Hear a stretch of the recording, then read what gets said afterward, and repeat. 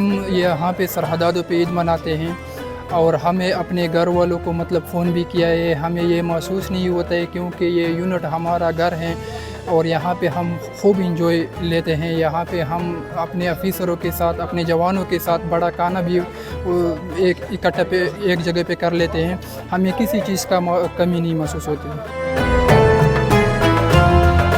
میں اپنے قوم کو عید مبارک دینا چاہتا ہوں اور خوشی تو یہ آپ کے سامنے ہے. بڑا کھانا ہے الحمدللہ. سارے جوان اکٹھے اور سارے بھائیوں کی طرح اپنا عید منا رہے ہیں. میں اپنے قوم کو پیغام دینا چاہتا ہوں کہ آپ بے فکر ہو کر عید کی خوشیاں منائیں اور آپ کے بھائی بارڈر پہ موجود ہے اور اندرونی اور بیرونی حالات سے کسی کو دشمن کو موقع نہیں دیں گے کہ وہ کوئی اندرونی یا بیرونی حالات خراب کرے. ہم صبح سویرے اٹھ کے تو سب سے پہلے صبح کی نماز پڑھی, پھر تیاری کی عید کے لیے, عید کی نماز پڑھی, پھر اپنے دوستوں اور اپنے آفیسر سے ملے, پھر اس کے بعد بڑا کھانا تھا اور کھانا کھا کے پھر اس کے بعد تو اپنا ڈیوٹی.